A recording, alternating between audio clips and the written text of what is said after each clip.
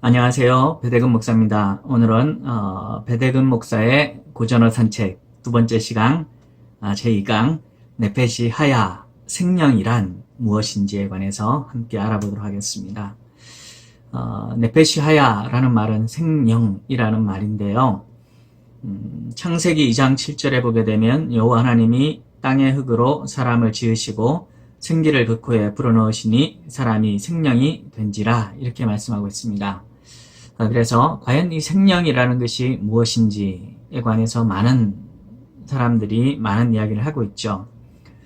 그런데 생명이라는 말은 히브리어로는 네페시 하야라고 하는 말이 됩니다. 네페시라는 말은 영이라는 말이고요. 하야라는 말은 살아있는 이런 뜻입니다. 그래서 네페시와 하야가 합쳐져서 네페시 하야, 곧 생명이 된 것이죠. 자, 그러면 네펫이 살아있다라는 말은 우리가 어느 정도 이해가 갈 것 같은데, 그러면 네펫이라는 게 도대체 뭘 얘기하는 것이냐라고 하는 것이죠. 이 네펫이라는 것이 무엇인지에 관해서 한스 발터 벌프라는 교수님의 책을 인용해서 제가 한번 말씀을 나눠보도록 하겠습니다. 여러분 보시는 것처럼 네펫이라는 것은 그 어원이 뭔가 하면 어디서 기원했는가 하면 이 목구멍 혹은 아가리 혹은 식도를 표현하는 단어였습니다. 그런데 이것이 도대체 뭘 의미하느냐라고 하는 것이죠. 목구멍, 아가리, 식도를 표현하는 이 단어가 도대체 어떤 의미를 가지느냐라고 했을 때 인간이 바로 목마르고 혹은 갈망하는 존재인 것을 나타내는 것이다 라고 하는 것이죠. 그리고 욕망하는 존재임을 나타납니다. 그리고 왈키 교수 같은 경우는 그래서 네페시하야라는 걸 가리켜서 열정적인 인간이다 그렇게 이제 표현하기도 하죠. 목마른 인간은 열정적이 될 수밖에 없습니다. 그러나 목이 마르지 않은 인간은 열정적이 되지가 않죠. 그래서 왈키 교수님은 네페시하야를 열정적인 인간으로 해석을 했습니다. 영혼이라는 말로도 네페시는 번역이 되죠. 네페시라는 말은 영혼이라는 말로 번역이 되는데 인간의 정서에 나타난 모든 단계를 표현할 때 우리가 영혼이라고 표현합니다. 출애굽기 23장 9절에서 너는 이방 나그네를 압제하지 말라. 너희가 애굽 땅에서 나그네 되었은즉 나그네의 사정을 아노니라 라고 했을 때 나그네의 사정이라는 말이 네펫입니다. 그러니까 나그네의 심정을 너희가 알지 않느냐라고 하는 거죠. 이것이 바로 영혼을 나타낼 때 표현되는 그런 말이죠.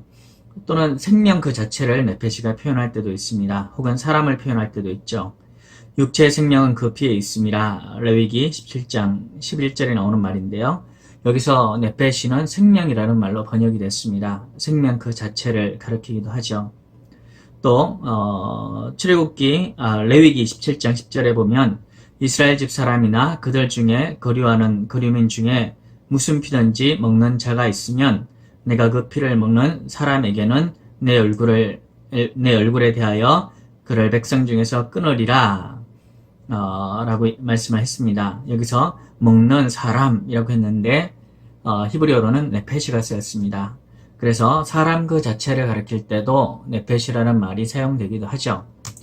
자, 그러면 이 생명을 어떻게 해석할 것이냐라고 했을 때 좀 전에도 했지만 우리가 세 가지로 정리할 수가 있을 겁니다. 첫 번째는 목구멍, 곧 갈망, 욕망, 목마름을 표현하는 단어다라고 하는 것이죠. 살아있는 목구멍이 되었다, 생명이 되었다는 말은 살아있는, 갈망하는 존재가 되었다, 혹은 살아있는, 욕망하는 존재가 되었다. 그런 의미가 되는 거죠. 그러면 왜 이렇게 하나님께서 우리 인간을 갈망하는 존재로 만드셨느냐, 욕망하는 존재로 만드셨느냐, 저는 그것에 관해서 하나님께서 우리를 그리스도의 장성한 분량에까지 이룰 수 있게 하기 위해서 우리가 이렇게 욕망하는 존재가 되게 하셨다라는 것이죠. 인간이 무엇을 먹어야만 키가 크는 것처럼 우리가 하나님에 관해서도 끊임없이 뭔가를 알아가야만 키가 자랄 수가 있을 겁니다. 그래서 영적인 키를 자라게 하기 위해서 하나님께서 우리를 그리스도의 장성한 분량으로 만드시기 위해서 우리를 갈망하는 존재로 만드셨다라는 것이죠. 그래서 목구멍, 곧 살아있는 갈망하는 존재로 만드셨다. 이렇게 생명으로 만드셨다. 이렇게 우리가 해석할 수가 있을 겁니다. 또 하나님은 우리를 영혼으로 만드셨죠. 살아있는 영혼으로 만드셨습니다. 영혼은 감정이나 궁핍함이나 정서를 가진 것이거나 혹은 소원을 아는 것과 관련이 되죠. 곧 다른 사람의 심정에 동할 수 있는 그런 존재를 의미하기도 합니다. 그러므로 생명으로 하나님이 우리를 만드셨다라고 했을 때는 우리가 정말 감정을 가진 존재 혹은 다른 사람의 감정에 감정에 공감할 수 있는 그런 존재, 하나님의 그 마음에 공감할 수 있는 바로 그런 존재로 하나님이 우리를 만드셨다라고 하는 것이죠. 그래서 이 살아있는 영혼이라고 표현했을 때 살아있는 영혼이 되지 못하는 사람은 감정이 메마른 사람 혹은 그 감정의 정서가 풍부하지 못한 사람, 그런 사람들은 바로 살아있는 영혼이 아니게 되는 것이죠. 세 번째로 이제 생명에 관해서 우리는 생명으로 해석할 수도 있고 사람으로 해석할 수도 있을 겁니다. 살아있는 생명, 살아있는 사람으로 해석할 수도 있겠죠. 이것은 뭐 특별하게 다른 해석이 필요하지는 않은 것 같습니다. 그래서 창세기 2장 7절에 의하면 하나님께서 우리를 살아있는 생명으로 만드셨다. 살아있는 네페시로 만드셨다.